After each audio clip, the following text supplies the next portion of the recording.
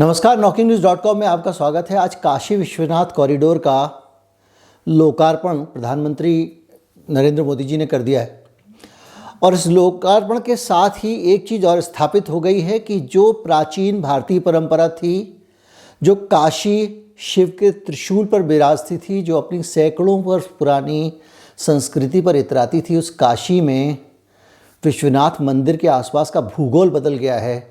और अब उस काशी में वो प्राचीन भूगोल नहीं रहा है, वो बनारस की गलियों के अंदर से गुजरकर आप काशी विश्वनाथ के मंदिर के पास नहीं जाएंगे, बल्कि मोदी की काशी का दर्शन अब पूरा भविष्य में मानवता करेगी। यही उज्जैन में होने जा रहा है, यही दिल्ली में हो रहा है कि पुरानी संसद हट जाएगी, एक नया कॉरिडोर बन जाएगा।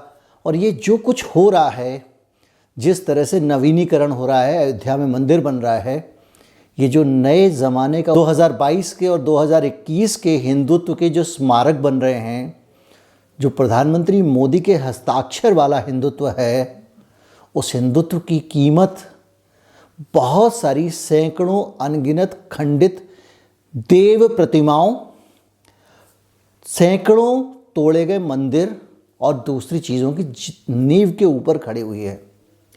बड़ी संख्या में सिर्फ काशी में ही नहीं, इलाहाबाद में भी, ग्वालियर में ही। और ये कहा जाता है कि इतिहास में सबसे ज़्यादा मंदिर, अगर आक्रांताओं से भी ज़्यादा मंदिर किसी के राज में टूटे हैं तो वो बीजेपी के राज में टूटे हैं। आज जब आप इस मंदिर का दर्शन कर रहे होंगे तो आपको ये स्मरण रहना चाहिए कि ये एक मंदिर का जो कॉरिडोर बन रहा है, ये गलियों में विराजे हुए 400 मंदिरों को तोड़ने के बाद बना है। और ये रिकॉर्ड में रहना चाहिए, ये कहीं ना कहीं हस्ताक्षर एक रहना चाहिए, एक डॉक्यूमेंटेशन होना चाहिए कि उस जगह पर जो पुरानी असली काशी थी, पुराना विश्वनाथ की गली थी, उसमें जो हिंदू धर्म रहता था और वो जो गली थी उसको उजाड़ के ये नया स्मारक बनाया गया अक्षरधाम के मंदिर की तरह का, जिसमें कि तीर्थाटन होगा। ये तोड़फोड़ कैसे हुई, किसने की, इस बारे में मैं बताऊं उससे ज़्यादा अच्छा है कि इस विषय के जो विशेषज्ञ हैं, जानकार हैं, एक्सपर्ट्स हैं, उनसे अब बात करें। हमारे साथ बीबीसी के पत्रकार समीर आत्मज हैं, जो लगातार इस पूरे घटनाक्रम को कवर करते रहे हैं। और हमारे साथ वयोवृद्ध और वरिष्ठ पत्रकार राकेश अचल हैं, जो 40-50 साल से पत्रकारिता कर रहे हैं और जिन्होंने इन सारे घटनाओं को अपने सामने घटते हुए देखा है। अगर आप हमारे चैनल को सपोर्ट करना चाहते हैं तो हमारा UPI ID डिस्क्रिप्शन में है, यहाँ बारकोड भी लगा हुआ है। ये जो बारकोड है, इसके ज़रिए भी आप हमको भुगतान कर सकते हैं। सीधे उनके पास चलते हैं, उसके बाद बातचीत आगे बढ़ाते हैं।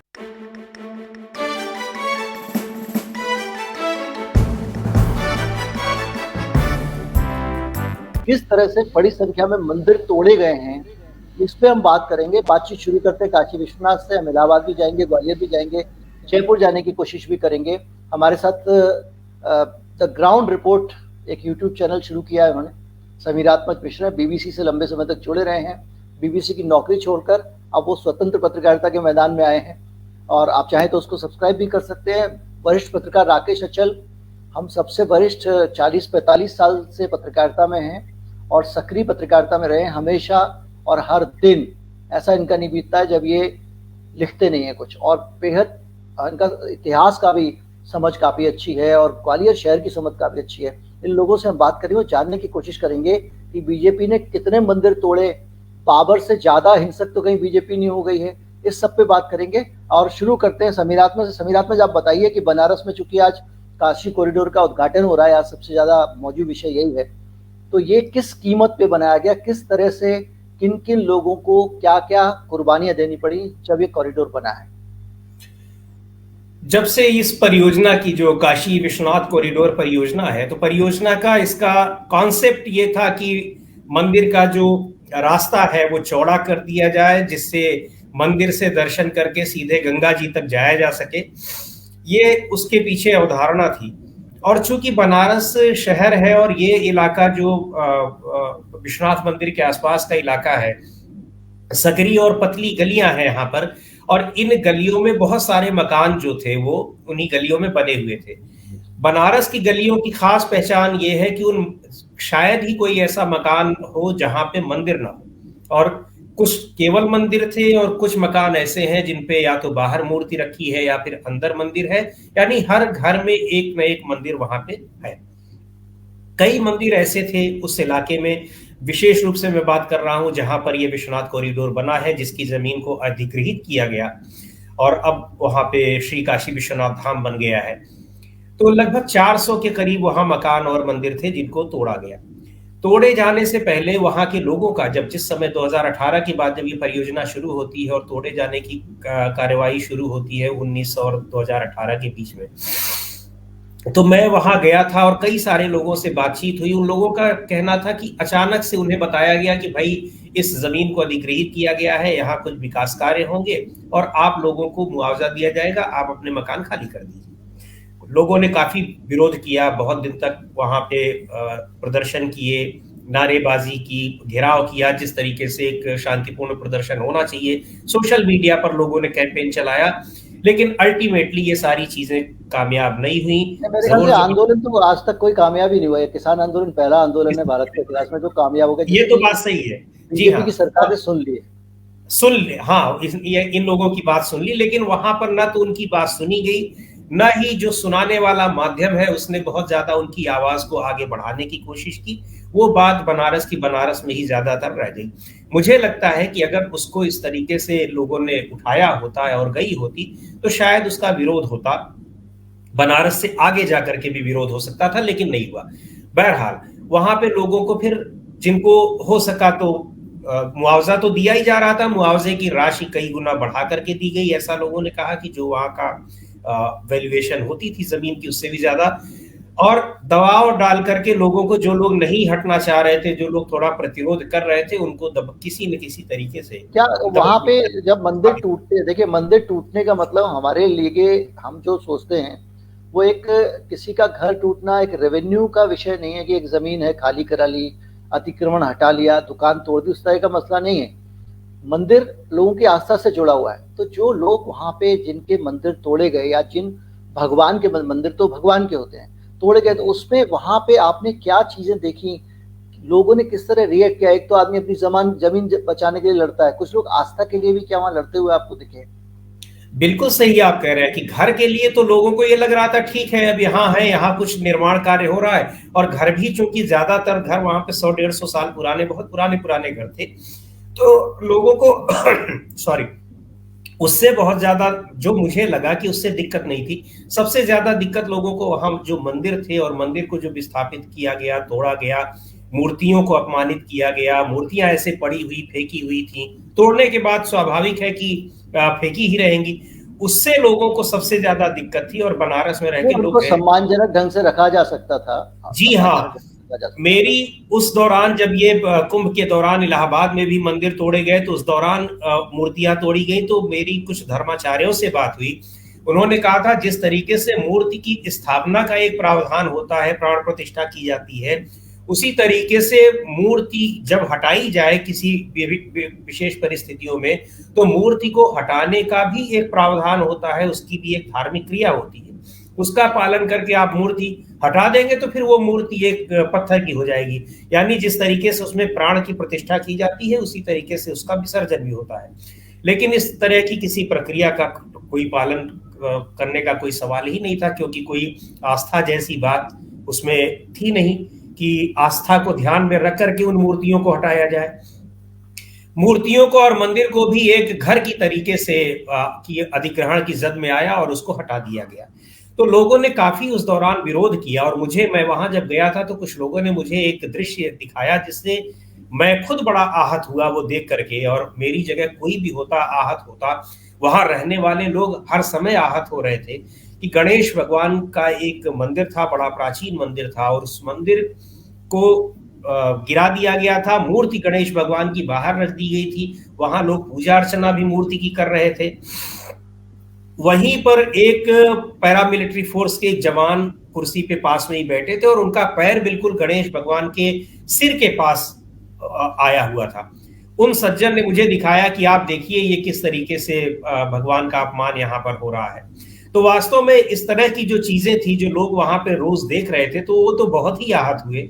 लेकिन अल्टीमेटली लोग बहुत से मान गए, जो नहीं भी माने अब थोड़ा बहुत प्रतिरोध अपने स्तर पर अभी भी चल रहा है, लेकिन जब वो चीजें अब खत्म हो गई, मुआवजा दे करके लोगों को विस्थापित कर दिया गया, लोग अपने घरों में चले गए, तो वो चीज तो खत्म हो गई। लेकिन ये जो इतिहास का एक तथ्य बन गया है कि इतने सारे मंदिर हटा करके और विश्वनाथ कॉरिडोर बना है, श्री काशी विश्वनाथ धाम बना है, वो तो इतिहास के पन्नों में दर्ज रहेगा। वो तो इतिहास के पन्नों में मेरे ख्याल से ये भी दर्ज होना चाहिए, इसीलिए हम ये शो कर रहे हैं कि जब भी कोई घटना होती है उसके सभी पहलू इतिहास में दर्ज होना चाहिए। ये भी एक तरह का डॉक्यूमेंटेशन है। अब मैं आदरणीय अचल जी की तरफ चलूंगा। अचल जी के शहर के हैं अचल जी। ग्वालियर में भी इसी तरह से अंधाधुंध मूर्तियां और मंदिर तोड़े गए, और आप उस घटना के गवाह रहे हैं। सरकार बीजेपी की भी थी। हम चाहेंगे कि कुछ यादों को आप अपनी साझा करें उस दौर को। गिरजेश जी, ये बड़ा दुर्भाग्य का विषय है कि हिंदुस्तान में जिस तरह से मुग़ल 6वीं शताब्दी में आए, 7वीं शताब्दी में आए और 16वीं शताब्दी तक वो ये दूसरे धर्मों के पूजा स्थलों को नुकसान करते रहे, वैसा ही हिंदुस्तान में आज़ादी के बाद भारतीय जनता पार्टी जिन जिन राज्यों में पहुंची सत्ता में, वहाँ विकास के नाम पर पूजा स्थलों को बेरहमी से तोड़ा गया, छेड़छाड़ की गई और जनता की आस्थाओं से खिलवाड़ किया गया। अब आप आइए अटल जी के शहर ग्वालियर से। ग्वालियर में पिछले 50 साल से तो मैं रह रहा हूँ, मैंने ऐसी कोई तोड़फोड़ मंदिरों की विकास के नाम पर नहीं देखी थी जैसी भारतीय जनता पार्टी के पिछले शासनकाल में। यानी जो 1.5 साल 2 साल पहले विधानसभा के चुनाव हुए थे, उसके पहले जो 15 साल की बीजेपी की सरकार थी, उसमें ग्वालियर, अकेले ग्वालियर शहर में करीबन 150 से ज़्यादा मंदिरों को सिर्फ इसलिए तोड़ा गया कि हमें सड़कें चौड़ी करनी है, हमें ग्वालियर को खूबसूरत बनाना है, हमें यहाँ को विकसित करना है। जनता के प्रतिरोध को एक तरफ रख दिया गया। न कोई दलील, न कोई अपील, न कोई नोटिस, न कोई मुआवजा, डंडे के बल पर यह काम किया गया। और सबसे बुरी बात यह रही कि जिन पूजा स्थलों को तोड़कर वहाँ की प्रतिमाओं को हटाया गया, उन्हें एक वीरान पहाड़ पर छोड़ दिया गया है, ये आश्वासन देकर कि भाई हम यहाँ श्रद्धा पर्वत बना देंगे और आप शहर के लोग वहाँ जाकर अपना पूजा पाठ कर सकते हैं। लेकिन आज चौथी बार भारतीय जनता पार्टी सत्ता में आ गई है। पिछले 1 दशक से उस श्रद्धा पर्वत पर कुत्ते, आवारा कुत्ते घूम रहे हैं। कोई प्राण प्रतिष्ठा किसी मूर्ति की नहीं हुई है और अब जनता भी बेचारी थक हार कर बैठ गई है। तो ये तो स्थिति है इनकी। अब सवाल ये है कि केवल ग्वालियर का किस्सा नहीं है। अभी जैसे आपने काशी का जिक्र किया, ऐसे महाकाल मंदिर के विकास की परियोजना बनी पिछले दिनों। 11 मकान एक साथ तोड़ दिए गए, 152 मकानों को नोटिस दे दिया गया। अरे भाई, मंदिर तो बहुत पहले का है और जैसी स्थिति में है, पर्यटक वहाँ आ रहे हैं, श्रद्धालु आ रहे हैं। अब आप काहे का विकास करना चाहते हैं, शहर का या मंदिर का? मंदिर को तो आप, जो पुराना मंदिर उसको तो छेड़ नहीं रहे। आप खाम लोगों को तोड़ के उन्हें बेरोजगार कर रहे हैं, उनकी आस्थाओं से खिलवाड़ कर रहे हैं। मुझे लगता है ये एक तरह से धार्मिक टूरिज्म का जो कंसेप्ट है ना, जो गुजरात से आया, अक्षरधाम मंदिर से, एक घूमने योग्य, देखने योग्य, पर्यटन योग्य मंदिर बनाइए और उस मंदिर की खूबसूरती की मार्केटिंग पॉलिटिकली करिए और उसको पैसे कमाने का जरिया भी बना दीजिए, यानी धर्म को आम आदमी से दूर कर दीजिए। बिल्कुल यही हो रहा है। आप देखिए काशी विश्वनाथ का मंदिर जो है, आपने वहाँ देखा होगा, बहुत तंग गलियों में से होकर हम लोग जाते थे और आज से नहीं आ रहे हैं। हमारी जाने कितनी पीढ़ियाँ हज़ारों साल से वहाँ जा रही हैं और पिछले 250 साल से, जब से देवी अहिल्या ने उसका एक बार जीर्णोद्धार कराया था ये मुगलों के आक्रमण के बाद, तब से लोग जा रहे हैं। वहाँ हर गली में मार्केट है, किसी को कोई दिक्कत नहीं है। अब आप उसको टूरिज्म सेंटर बनाने के लिए करोड़ों रुपए की परियोजना के नाम पर वहाँ के लोगों के पुराने मकानों को, वहाँ के शिल्प को, वहाँ के रोजगार को ध्वस्त करके और नया इतिहास गढ़ना चाहते हैं। तो अब आपके हाथ तो रोक नहीं सकता। समीर आत्मा जी, एक सवाल मेरे मन में आता है। आप क्योंकि लगातार ये ताज़ा मामला है अभी वाला, बनारस वाला भी और इलाहाबाद वाला भी, तो वहाँ पे जो धर्माचार्य थे उन लोगों ने इसको लेकर जो वहाँ के धर्माचार्य हैं, जो बहुत सारे शंकराचार्य धर्मगुरु हैं, कुंभ मेले में बड़ी संख्या में धर्माचार्य इकट्ठे होते हैं। जब इतने मंदिर टूटे गए, तोड़े गए, मूर्तियां तोड़ी गई, ईश्वर का अपमान हुआ, कण कण में भगवान होता है। तो इन धर्माचार्यों की क्या प्रतिक्रिया थी? आम लोग तो अपनी जमीन जब बचाने के लिए संघर्ष कर रहे थे, क्या जो धर्म गुरु थे उनके अंदर भी वो दर्द था उन चीजों के लिए कि इतने मंदिर टूट गए हैं, भगवान का घर टूट गया, इस टाइप का? जय, अभी अचल जी बता रहे थे कि इनके पीछे राजनीति बहुत बड़ा कारण है, और एक बात और है कि अभी शायद कोई किसी और पार्टी की सरकार रही होती और एक मूर्ति भी इधर से उधर हो गई होती तो पता नहीं कितना हंगामा मच ही जाता है, अभी भी मच जाता है। आश्चर्य की बात है कि कोई धर्माचार्य जो नामी गिरामी लोग रहे, वो लोग सामने आए नहीं इसको लेकर के। जो लोग आए भी, ऐसा नहीं कहूंगा कोई नहीं आया। स्वामी अभिमुक्तेश्वरानंद जी ने कई दिनों तक वहां पे एक मौन व्रत रखा, हड़ताल की, भूखे रहे, सारा कुछ किया लेकिन उनको ये कह दिया गया कि अरे ये तो किसी दूसरे राजनीतिक दल से बिलोंग करते हैं, इनके अपने राजनीतिक वो है, कुछ एजेंडे हैं, इस तरीके से उन लोगों को बदनाम करने की कोशिश की। तो आजकल ये है कि खांचे में डाल देते हैं, ये तो विरोधी है, ये मोदी विरोधी खांचे में डाल दिया। और उनका काम जो है वो ये तो आलोचना करेंगे ही करेंगे, इसलिए इनकी आलोचना को आप खारिज करके चलिए। वो कितनी भी सच या गलत बोल रहे हैं, ये इससे ध्यान हटा दिया जाता है, ध्यान हटा दिया जाता है।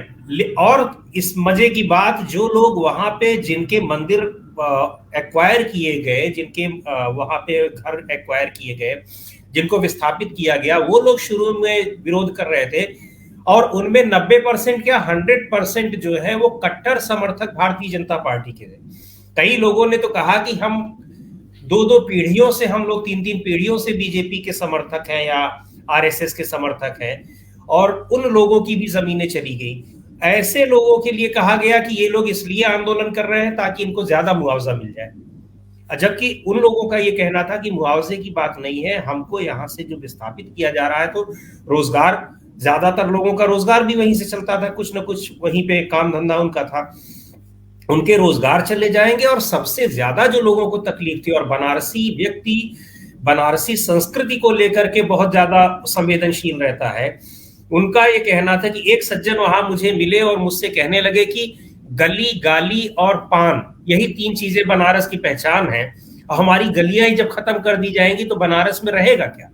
लोग ये 5 सितारा कॉरिडोर देखने के लिए या फिर गंगा के घाटों को 5 सितारा आप बना दीजिए, उसको देखने के लिए नहीं आएंगे।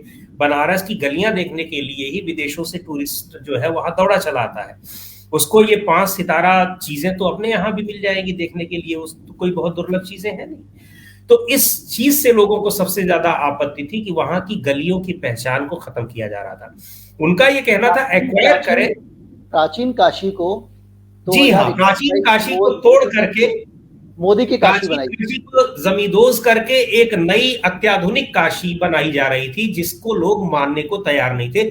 उन लोगों की ये मांग थी कि अगर एक्वायर करना है तो हम लोग खुशी खुशी दे देंगे, लेकिन एक्वायर करके इसकी इस पहचान को बनाए रखें। जैसे यूरोप में बहुत सारे शहरों में देखा है कि वो सैकड़ों हजारों साल पुरानी इमारतों को उन्होंने किस तरीके से संरक्षित किया है। तो जो वो लोग स्थानीय लोग थे, उनका ये कहना था कि अगर ये काम सरकार करती तो हमें कोई दिक्कत नहीं थी, हमें मुआवजा ना भी देती, हमको विस्थापित करके हमारे। देखिए ग्वालियर के मामले में अगर हम बात करें, जैसे अचल जी बता रहे हैं कि ग्वालियर में तो हमने देखा कि वहाँ पे भगवान का कम से कम एक रिहेबिलिटेशन हो गया, भगवान को एक नया घर दे दिया, भले ही उस घर की किसी ने परवाह नहीं की, न सरकार ने की, ना भक्तों ने की, ना उन पुजारियों ने की जो उन मूर्तियों से पहले अपनी रोजी रोजगार चलाया करते थे। यहाँ पे तो भगवान का भी पुनर्वास नहीं हुआ, उनको भी पुनर्स्थापित नहीं किया गया, उनको वहीं की वहीं छोड़ दिया गया, उनकी मूर्तियां तोड़ दी गई, पत्थर के टुकड़ों की तरह वो मूर्तियां वहां पड़ी नहीं।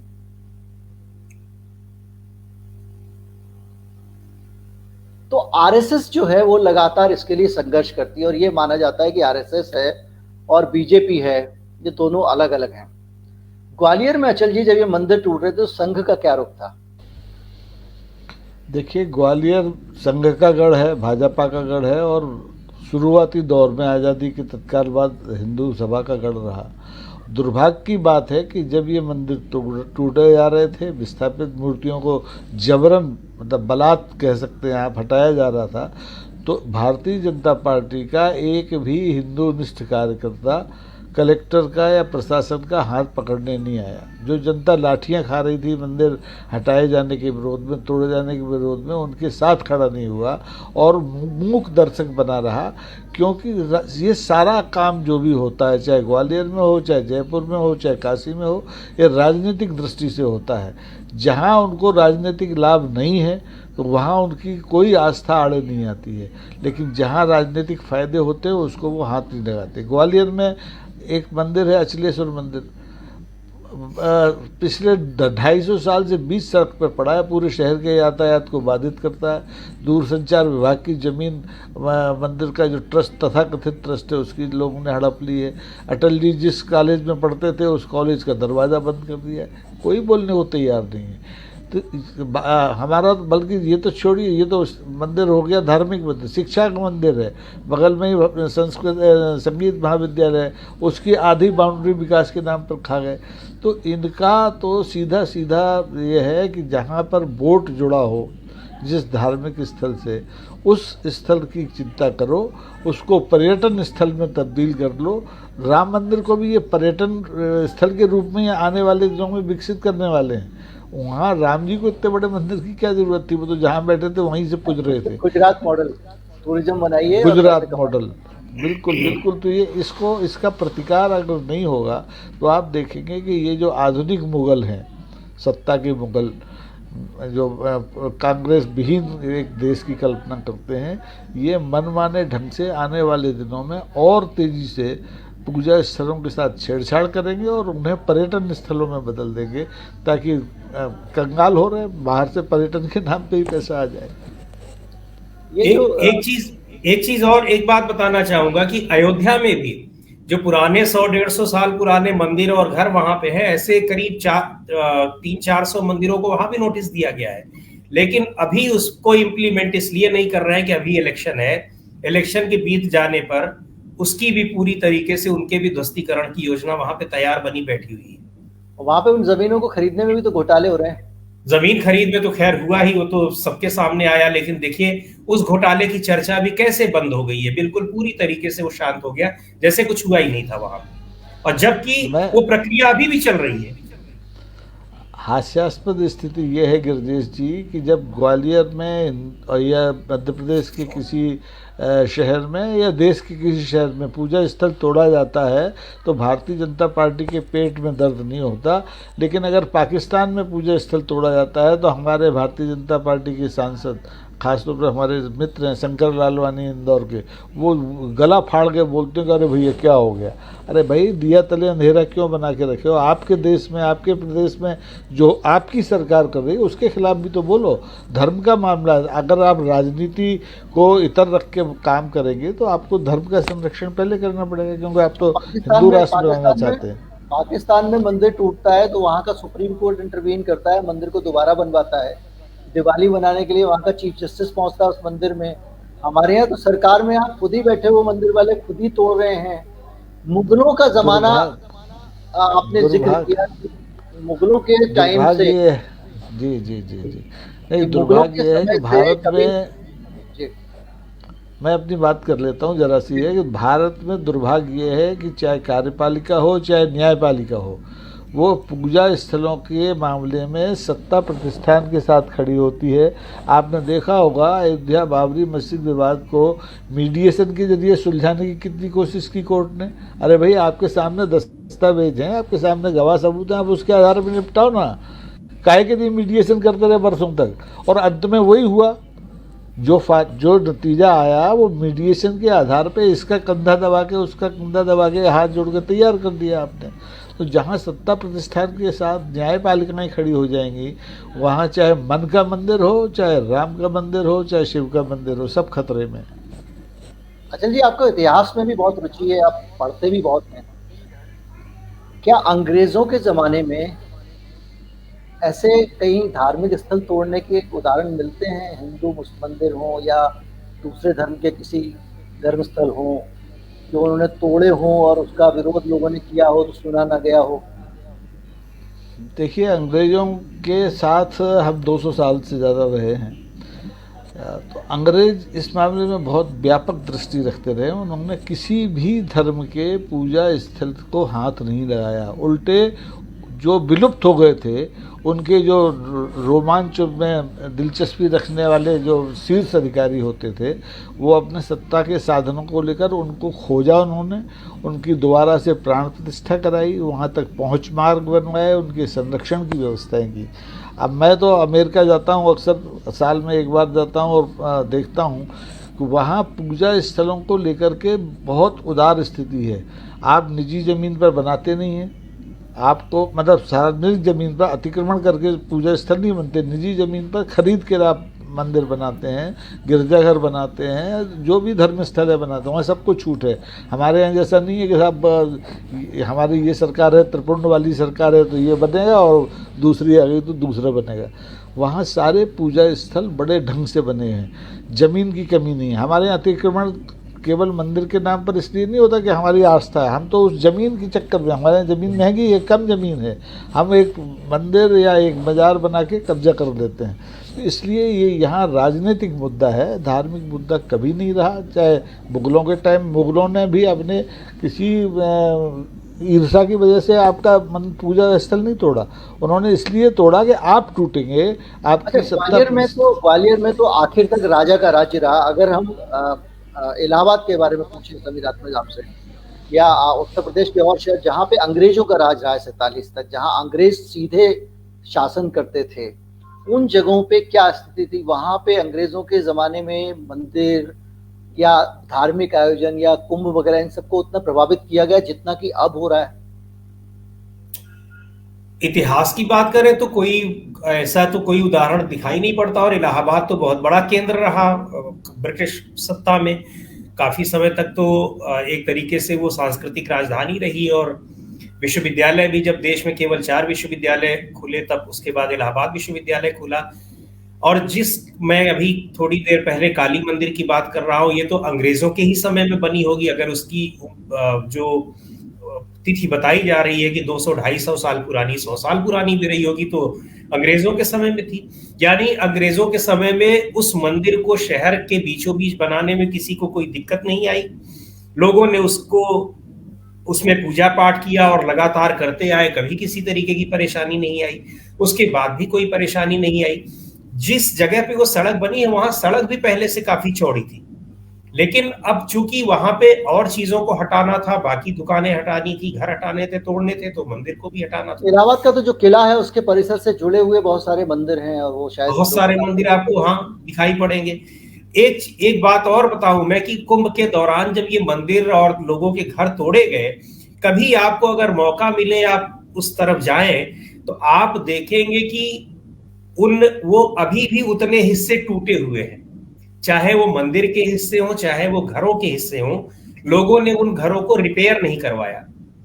सरकार ने कहा था कि आप रिपेयर करवाइए और जिनके अपनी जमीन पे बने हुए थे उनको पैसा भी दिया जाएगा, लेकिन किसी को पैसा मिला नहीं और लोगों ने बनवाया भी नहीं। उन्होंने कहा कि अगर आपने ही हमारा घर तोड़ दिया है, खराब कर दिया है और आपको लगता है कि ये खराब दिखे, तो हम ऐसे ही दिखाते भी रहेंगे। लोगों ने जानबूझ करके अपने घरों को वो रिपेयर नहीं करवाया। अभी मैं कुछ दिन पहले गया था तो जिन जगहों पे सबसे ज्यादा टूटे थे वहां गया तो वहां कई जगह मुझे उसी हालत में अभी पुराने घर इसके अलावा जो हम बात करें, चूंकि हमारे पास में 2 जगह से और लोग होने वाले थे, हमने अहमदाबाद से भी एक पत्रकार महोदय को जोड़ने के लिए उनसे निवेदन किया था, लेकिन उनकी लाइन जो है लगातार पूरे प्रयासों के साथ नहीं मिल पाई। जयपुर से भी हमने जोड़ने की कोशिश की, जो जयपुर में भी बड़े स्तर पर तोड़फोड़ हुई थी और हिंदू मंदिर बचाओ एक संघर्ष समिति बनी थी जिसके प्रतिनिधि हमसे जुड़ने वाले थे, वो लोग नहीं जुड़ पाए हैं। तो कुल मिला के पूरे देश में जिस तरह से लगातार मंदिरों को तोड़ा गया, और एक छवि निकल के आती है कि 2 तरह के हिंदूवादी हैं, एक राजनीतिक हिंदूवादी है, एक आस्था वाले हिंदूवादी हैं। एक वो है जिनको भजन पूजन भगवान से सिर्फ मतलब है, और दूसरे वो लोग हैं जिनको वोट से मतलब है, भगवान भजन पूजन जहां जाता है एक तरफ चला जाए। तो ऐसी पूरी हालत में जो एक आपसे समीर आत्मा खास तौर पर पूछूंगा, उत्तर प्रदेश का चुनाव काफी हद तक जाति समीकरणों से तय होता है और बड़ी संख्या में ब्राह्मणों की जो वृत्ति है, ब्राह्मणों की जो रोजी है, उस पे इसका प्रभाव पड़ा है। क्या चुनाव में इसका असर दिखाई देगा? पहली बात तो ये बताऊं कि जो आस्थावान लोग हैं उनकी आस्था तो निश्चित रूप से आहत हुई और बहुत से ऐसे लोग मिले, लेकिन अब चूंकि लोगों का ये कहना था कि हम कर क्या सकते हैं, जिन लोगों ने अपने स्तर पर आवाज उठाने की कोशिश की, जिनके संगठन थे, उन्होंने आवाज भी उठाई, लेकिन वो आवाज इतनी बुलंद हो नहीं पाई, इसलिए कि ज्यादातर लोग जो हिंदू हिंदू चिल्लाते हैं वो इसलिए आवाज नहीं उठा पाए क्योंकि उनकी अपनी हिंदूवादी पार्टी ही सत्ता में है, अपनी सरकार के खिलाफ वो नहीं जा पाए और किसी न किसी तरीके से इसको डिफेंड करते रहे, विकास के नाम पे हो। कुछ लोग ये भी करते रहे कि लोगों ने जबरन कब्जा कर रखा है, मंदिर बना करके और छोटा सा मंदिर बना लिया और उसके बाद चारों तरफ उसका घर बना लिया, इस तरह के लोग आरोप लगाते रहे। दूसरी बात ये जो आप कह रहे हैं कि उसका चुनाव पे असर पड़ेगा, तो 2019 का चुनाव तो हो गया और 2019 के चुनाव में नरेंद्र मोदी जी को वहीं से फिर से बनारस से चुनाव लड़े और भी अच्छे तरीके से वो जीते और भी ज्यादा वोट पा करके जीते। पूरे उत्तर प्रदेश में बहुजन समाज पार्टी, समाजवादी पार्टी ने गठबंधन भी किया, लेकिन तब भी बहुत ज्यादा नुकसान भारतीय जनता पार्टी का नहीं कर पाई। तो मुझको लगता है कि इलेक्शन पर इसका असर तो नहीं ही दिखाई पड़ेगा, यानी लोग ये मान गए हैं, लोगों को ये लगता है कि अगर उनका हिंदुत्व, हिंदू धर्म, ये सारी चीजें सुरक्षित है तो शायद वो भारतीय जनता पार्टी के ही हाथों में सुरक्षित है, वो भले ही हिंदू धर्म को पूरी तरीके से विकृत करती चली जाए। जो मैंने आपको पूछना चाहूंगा अचल जी, चूंकि इस पूरे मामले में ग्वालियर में भी जब मंदिर टूटे उसके बाद में भी बीजेपी जीती है चुनाव, तो क्या ये मान लेना चाहिए कि राजनीतिक हिंदुत्व ही एक ऐसा मसला है जो चुनाव में काम आता है और आस्था वाला हिंदुत्व जो है उससे बहुत ज्यादा चुनाव में फर्क नहीं पड़ता है?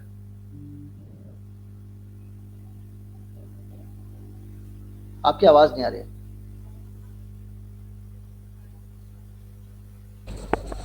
चुनाव का राजनीति से और चुनाव का धर्म से तो आस्थाओं से रिश्ता सीधा है, इसका चुनाव प्रभाव पड़ता है, लेकिन मंदिर टूटने के बाद लोग भी क्यों जीत गए चुनाव, ये एक यक्ष प्रश्न है। इसमें झांक के देखना पड़ेगा कि क्या उस जब चुनाव होते हैं तब धार्मिक जो असंतुष्ट भावनाएं हैं, जो नाराज़ लोग हैं, उन्हें किस तरीके से दाना पानी डाल के मना लिया जाता है। तो ये राजनीति है और इस राजनीति को समझना होगा हिंदुस्तान के मतदाताओं को कि उनकी आस्था से राजनीतिक दलों का, चाहे वो भारतीय जनता पार्टी हो, चाहे कांग्रेस हो, चाहे और कोई दल हो, कोई लेना देना नहीं है। जो शासन लंबे समय तक करना चाहते हैं वो धार्मिक आस्थाओं से खिलवाड़ भी करते हैं और उनका पोषण वक्त आने पर पोषण भी कर देते हैं। अभी जैसे अभी आपने मिश्र जी से बात की अंग्रेज़ों के बारे में, अंग्रेज़ों के समय मंदिरों के हाल था। अंग्रेज़ों ने 200 साल शासन सिर्फ इसीलिए किया। आप देखेंगे कुंभ जो लगता है इतना बड़ा, वहाँ पर शाही स्नान की परंपरा पहले थी ही नहीं। पहले शाही स्नान के समय खूनी संघर्ष हो जाते थे अखाड़ों में, तो पूरा जो क्रम बना वो अंग्रेज़ों के ज़माने में बना। मध्य प्रदेश में मालवा का प्रसिद्ध शिव मंदिर है, 1850 के आसपास अंग्रेज़ों ने उसका पुनरुद्धार कराया।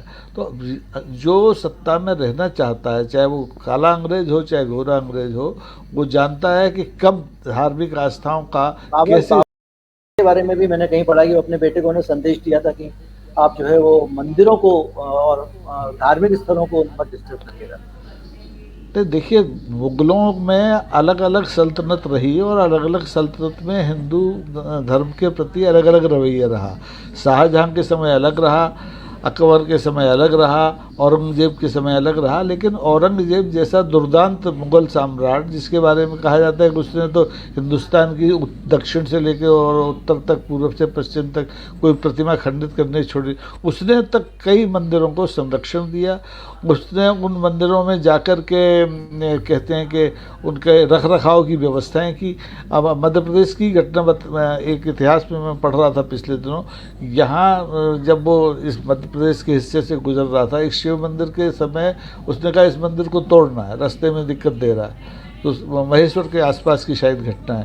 तो पता चला कि साहब उनकी पूरी फौज के पेट में दर्द होने लगा, खुद वो औरंगजेब के पेट में दर्द होने लगा। तो उन्होंने कहा ये चक्कर क्या है, किसी फकीर से पूछा तो उन्होंने कहा भैया ये मंदिर से छेड़छाड़ करोगे दिक्कत आएगी, बहुत प्रसिद्ध मंदिर है।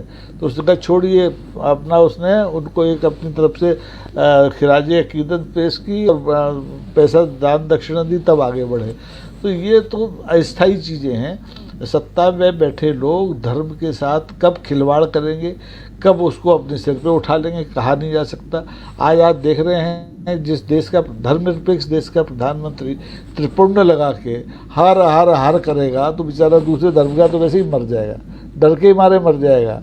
तो इस डर से देश को बचाना है, तरक्की के रास्ते पे ले जाना है, तो फिर दूसरी दृष्टि से देखना पड़ेगा मंदिरों को, धार्मिक स्थलों को।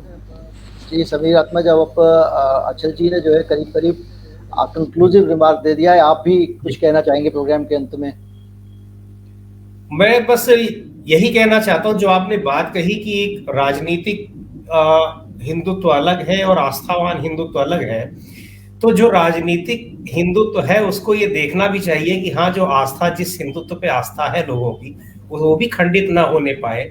आप अगर यही करेंगे कि हर शहर में आप एक विशालकाय मंदिर आप बना दीजिए, बनारस बन गया, अयोध्या में बन गया, इलाहाबाद बना दीजिए, ग्वालियर में, जयपुर में, सारे जगह। इसका मतलब अगर मैं चाहूं कि मैं अपने घर में भी या घर के पास में भी मंदिर बना करके और पूजा कर सकूं, तो क्या उसका अधिकार नहीं रहेगा?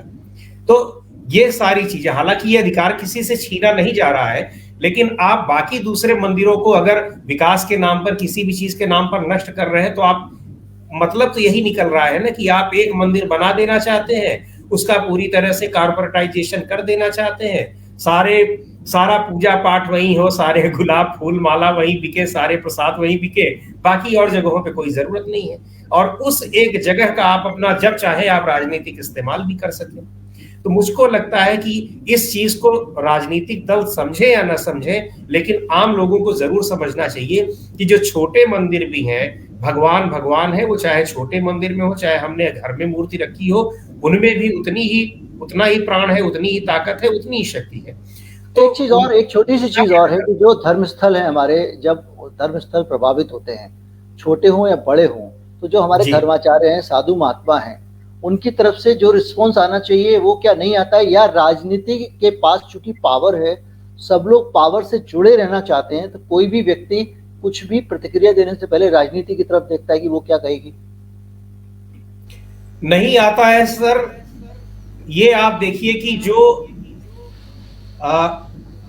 जब इलाहाबाद में तोड़े जा रहे थे मंदिर, इनके एक, अगर आप माने कि धर्म, जो धर्माचार्य हैं, इनके नेता जो अखाड़ा परिषद था, अखाड़ा परिषद के अध्यक्ष की किस तरीके से दुखद मृत्यु हुई, और वो हर वक्त सरकार के समर्थन में रहते थे। एक बार हमने उनसे यूं ही बैठे हुए थे, हमने ये सवाल पूछा और मैंने कहा कि इस मामले में मैं आपका इंटरव्यू करना चाहता हूं। उन्होंने मुझे इंटरव्यू देने से मना कर दिया और उन्होंने कहा मुझसे कि मैं क्या इसमें बोलूंगा, ना तो मैं समर्थन कर सकता हूं ना विरोध कर सकता हूं। मैंने कहा क्यों नहीं कर सकते हैं आप, विरोध क्यों नहीं कर सकते हैं? तो मुस्कुराने लगे, हंसने लगे। मैं समझ गया कि क्यों कर रहे हैं। तो जो हमारे धर्माचार्य भी आज एक राजनीतिक एक खंड के हिस्से बन चुके हैं, जो राजनीतिक एक पोलराइजेशन है, वो भी उसके हिस्से है। जो नहीं है, उन लोगों ने आवाज उठाई तो उनकी आवाज कोई सुनेगा नहीं।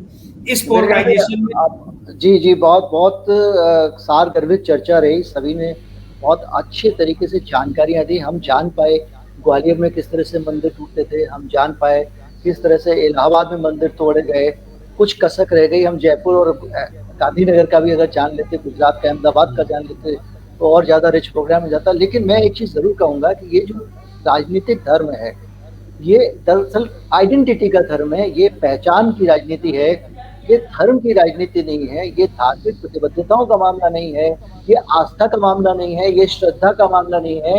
ये एक खास तरह की पहचान में सबको बांध लेना और बांध के अपने साथ जिधर चाहे उधर हाँकने का खेल है।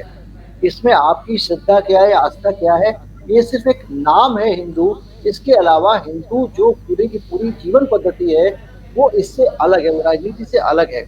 और जब इस तरह के मामले सामने आते हैं तो हम लोगों को देखने को मिल जाता है कि दरअसल जो हमारा जो एक राजनीतिक हिंदुत्व है, वो किस तरह से सारी चीज़ों को इस्तेमाल कर रहा है। और ये जो फर्क है, जो विभेद है एक राजनीतिक हिंदू का और एक धार्मिक हिंदू का, वो ऐसे मौकों पे साफ हो जाता है। लेकिन धीरे धीरे करके चुनाव आएगा तो ग्रीन हो जाएगा। जैसे हमारे मित्रों ने बताया, मेहमानों ने बताया कि चुनाव पर बहुत ज़्यादा असर इन चीजों का नहीं पड़ता है, क्योंकि इससे राजनीति मजबूत होती है। बहुत बहुत शुक्रिया आपका, दोनों मेहमानों का जो आप हमसे जुड़े। बहुत बहुत शुक्रिया दर्शकों का जिन्होंने इसको देखा। उम्मीद करता हूं कि इसके जरिए एक डॉक्यूमेंटेशन होगा, आपको कहीं ना कहीं जानकारी रजिस्टर करने को मिलेगी। नमस्कार, जय हिंद।